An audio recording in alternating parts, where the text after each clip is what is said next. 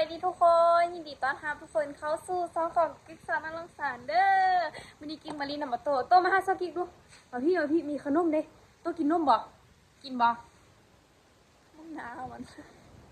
กิ๊กอันวันนี้กิ๊กหานมเฮียนกิ๊กบ่เข้าเลยกิ๊กออกมารีนำมาโตปองเฮียนมาแล้วกิ๊กนอนโตเป็นว่ะ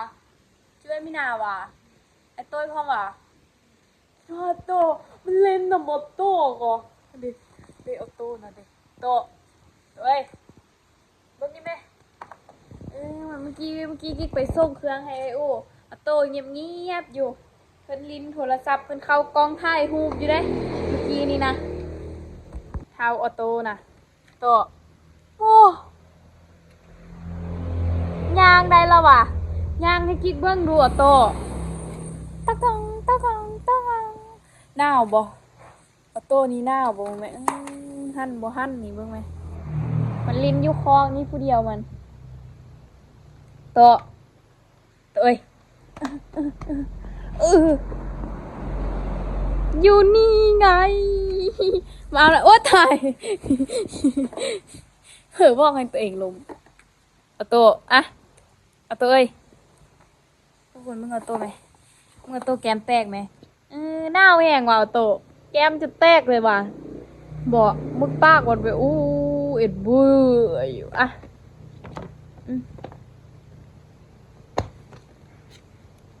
ยิ้มเอาโต้นี่อ่านมันเดี๋ยวได้โต้เอ้ยบีเบิ้ลนกว่ะอ่านอันนี้ดัง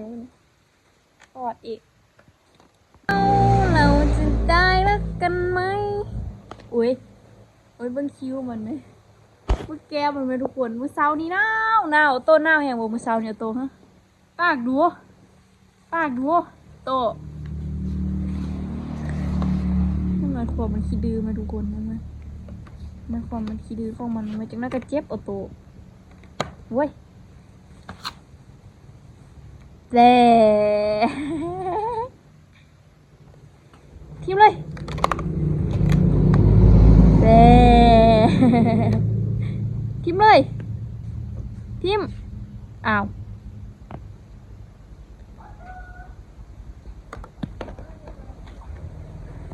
ปุ๊บให้หมามีนามาวะโอ้ยทุกคนเมื่อยดิชีวิตโอละนอเจ็บปวดอยู่ในใจจะปวดตัวอยู่ผู้เดียวเด้อ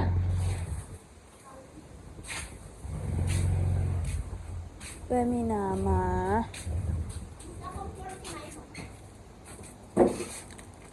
ไปใส่มา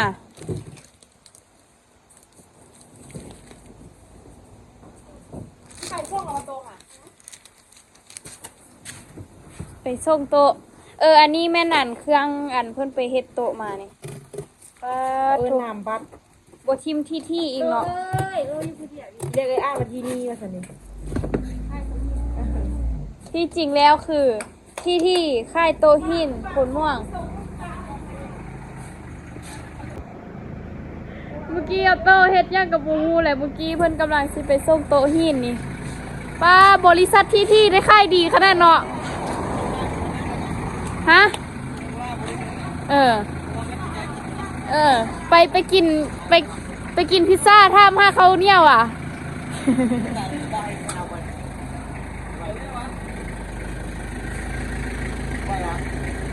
ไปเครื่องน้ำไปเฝ้าไปใช่ปะไปส่งเสริมนี่เลยนะเป็นหลวงเมียของหลวงทานเพื่อนรถเพื่อน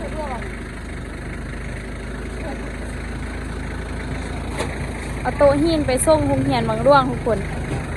โรงเรียนบางร่วงกายโรงเรียนมอซอลองสารอีกเลยโรงเรียนบางร่วงนะ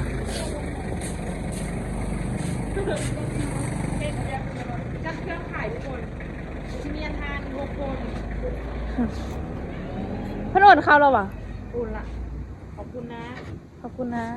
อีลาอีเหลือบุกอีเจียไปค่ายเครื่องช่วยได้กี่โอเคเว้นไป11 โมงเลยบุทันเลย11 โมงเช้าบุทันเลยเขาโยนมาขอเขาเอาสิไปตั้งบูธจากโมง วัน ขี่เดี๋ยวเขาไปเกี่ยว มือเด้อว่าซั่นมือเด้อจักโม อยาก ง ได้คลิปเราไปเดี๋ยวคลิป โอเคไปเอาออโต้เนาะ ไม่ทำเลยจันเอาตัวไปหาบุได้เวียง เอาไอ้อู้ตอนแรกนี่นอนเฝ้าอยู่พุ่นเลยวะ เงินผู้เดินเงินมองกับผู้นั้นอยู่ เซาติกได้นอนเฝ้าเครื่องซะนะ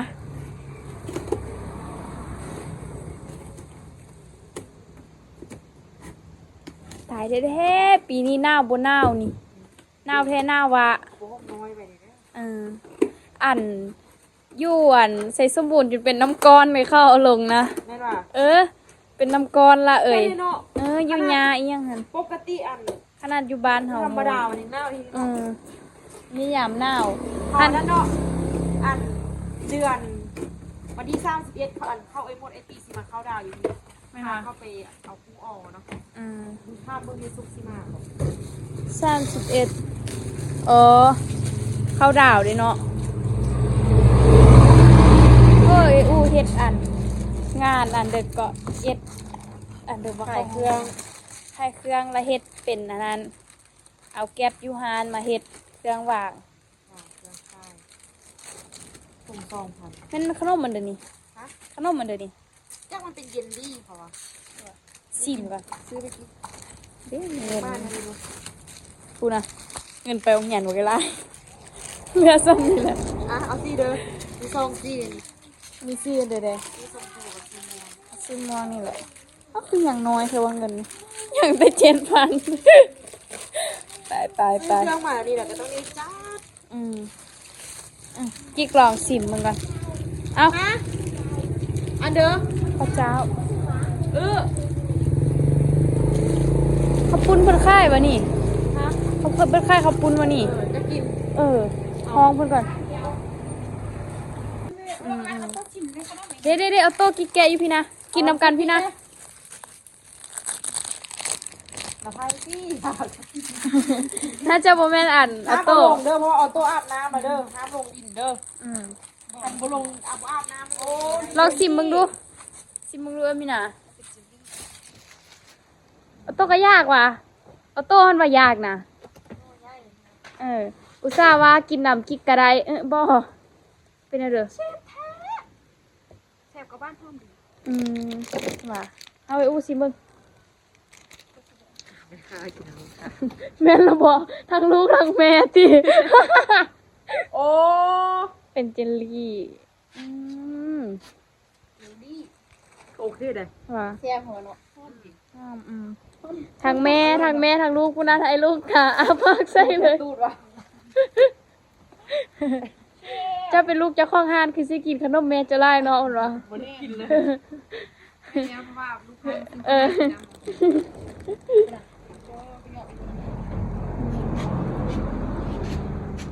โทษเด้อฮะ ได้ไล่เถอะวะสิซื้อเปลือกหันกันมันได้มีเงินอยู่ท่องอัน5,000มีสิซื้อเปลือกหัน ชอบพวกนี้เอามาเลย เขาคนละคนละคนมาคิดเนาะเขา เอาบอสที่มันแม่ ออโต้1,000แล้วมีนา1,000เอาให้อันนี้อีกอันอันนี้อีกอันนี้ เห็ดตัวใส่สูตรสีแดงตัดมาจากที่ไหนเดี๋ยวได้ กินซื้อบ่ ยาเวลาถ้ากินเป็นคนเบิ้ลก็ดีไง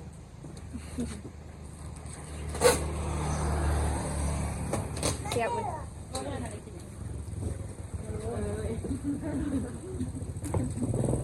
ก็สั่ง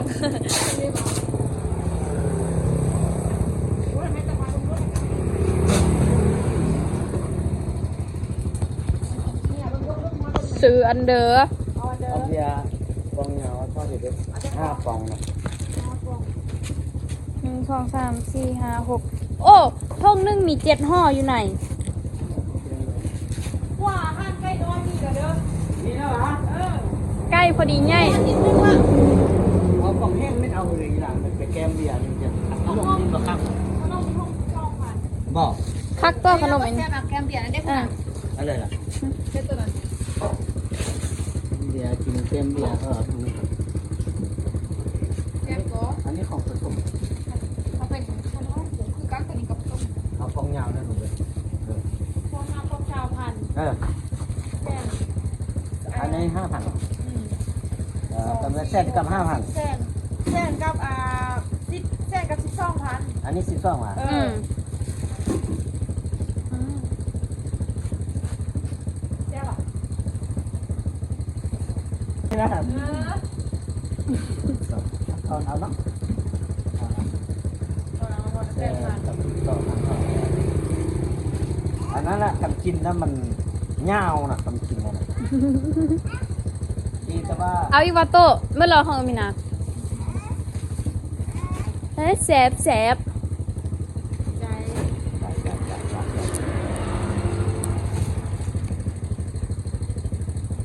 เอาโตมักแห้งผมแสบ เอาละวันนี้ อืมเอาเคี่ยวลงกล้องเลยวะ เอาขวดทานนี่เรียนทานนี่นะ ป้าโท ไปสิพัดออกหมดเลยนะแม่ ลมหนาวพัดมาอู้เขาก็เริ่มยันหาน สิเอาไหนไปกิน ตอนเฮาหยาวหนาวอ่ะ โอ้เมียลูกมือกินแล้ว เออ ลมหนาวพัดมาหอมกินมาลาเปิดทอดแกนกันอยู่สาวแพงมาพันเราสนิทอยู่กับ ติดลิขสิทธิ์ครับ ดิลิกาซิตแล้วมียอมเด้ อันมื้อนั้นน่ะจุเพิ่นกินเบียร์อยู่เหือนแม่ทิ่นหั่นนะแล้วเฮาถ่ายคลิปอยู่บ่เป็นหยังเอ้ย เป็นยังโฮผิด ห้องบุกมวนๆหนึง โฮออกเป็นยัง ห้องมวนจน กอบองเพลงก็ได้ไอ้ตัวห้องมันยังติด แนวดอกกา เอาเพลงเราไม่ค่อยปานเลยหรอกทำคืออันซื้อสารเขาคิดเลยค่ะเอาตัวผิดกูเป็นยังซื้อยิงเสียงซา ไปกินพิซซ่าวะ เพลงนั้นก็เพลงอังกฤษก็ โอ้ตัวนี้เป็นตาแซ่บเว้ยเอ้ยมีนาอืมเอาตัวนี้บ่เอาบ่ ตักราถามข้า ต้นน้ำมันไหมอยากกินอันเดียวอีกว่ะเบิ่งกันนี่กันกินไว้ซื้อไว้เลยไล่ให้แม่จ่าย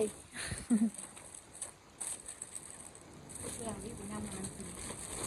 ยำนอกท่งหัวโตนะ เหมือนแล้ววันนี้ อืม ไม่ได้ติดข้าวเลยติดข้าวแล้วบอกย่างโอ้โห กระแลมโตกินกระแลมบ่โต ว้า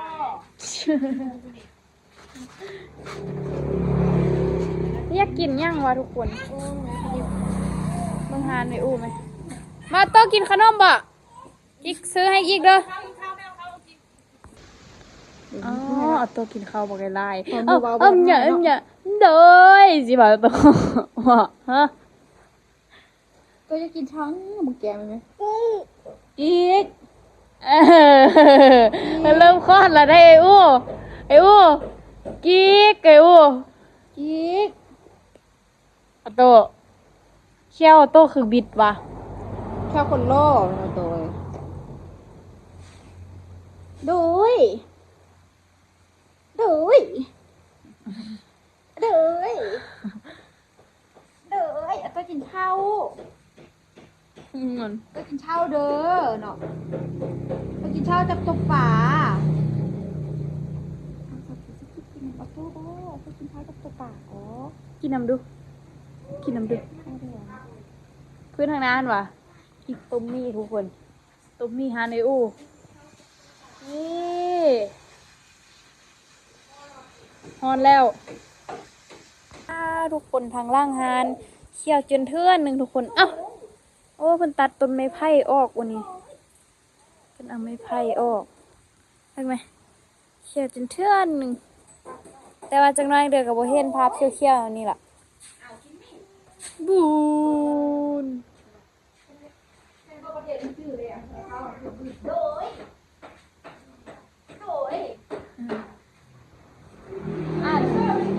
ฮะเออซื้อมีฮานีไหมคะบริการให้ฟรี เอ้ยกินอะไรยากเลย กินน้ำกันเลย ไม่กินห้องคือห้องมันเลยไปกิน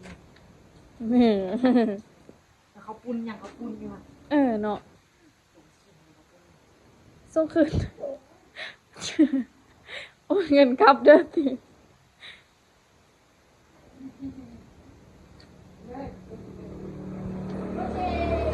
ไปกูคิดปรุงมี่กันอยู่ไอ้ายก็มีน้ำตา มักไหม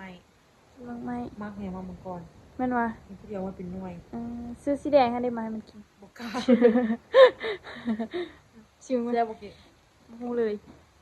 ข้าวปรุงขนอกับน้ำซีอิ๊วใส่จังสิ จับ เร็วๆๆไปโต๊ะกินข้าวนำกันเด้อ เอาเลย ไอ้กินไม่กัน กินอันเดียวก็กินน้ำไปหมดออโต้ทำไงทุกคน เมื่อกี้นี่ออโต้ฮะนะเห็นแม่ฮันแกะอันกระปุ้นออโต้ฮันเบิ้งน้ำลายอันเฮ้ยลง ที่มาของคำว่าหิวจนน้ำลายเฮ้ยบ่อโต้ยากทำจนน้ำลายเฮ้ยวะ ปันละยันโน่ โอ้อิ่มไปทุกคน อิ่มจังตังอยู่ไม่ครบเลย เบื่อตัวไหมฮานเลอูนี่ตัวสร้างตัวเสื้อลายได้ทุกคนเนาะ ลังเบียร์สมมติละที่ซอกเก็บลังเบียร์ก่อน มีตัวสร้างแต่ก็ฮานเลอูนะเพราะมันมีแต่ตัวเสื้อธรรมดาได้สร้างกับมี เทียบเสียบกับปาก แมนมันเนาะสมมติเป็นว่าเขาไม่ประมันเนาะเป็นเอานี่แหละ โอ้เอ้ยอู้มีอันเป็นฝ่ายละเอาเข้าไหมวะรับแล้ววะถ่ายคลิปบุทันทอนนาทีสักเอารับละเอ้ยอู้ อาบน้ำมันไม่นอนเลย ครับ สบายตัวสบายตัว ไอ้คำตามันนอน เอตาข้าวอะนะไอ้ต้นก็เป็นตัวไอ้ต้นไอ้อู้เป็นหมดวะเห็ดนอนตาข้าวอีกเอาว่าโบแซบก่อนเดี๋ยวเว้ย นี่หรอ จางโคตรจางเลย แต่ว่าเส้นขบุน คุณบีบ เสียดายว่าจาง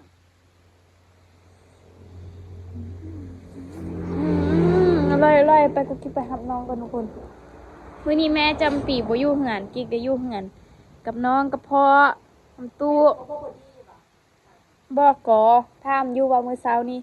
อายท่านสิไปอันแนะนำอีแม่ว่าบ่อายบ่ไปเพราะว่าอีแม่สิซื้อเกือบเตะบานให้เตะบานได้3ได้4 3พุ่นได้หั่นโอ้บ่ธรรมดาได้ เขาได้ซ้ำ ไปหับน้องไปที่กันเลยทุกคน ไม่ได้ บ๊ายบาย เอาให้เกลือดิ เกือบว่าไป อันนั้นก็เบ้าบุญบุโร่ บาบุญบุรอไปทุกคน เดี๋ยวคลิปนี้ก็คลิกไปก่อนนะทุกคนเด้อเจอกันในคลิปวิดีโอหน้าเนาะไปหาบอดีก่อนบ๊ายบาย เอาลูกพ่อนะ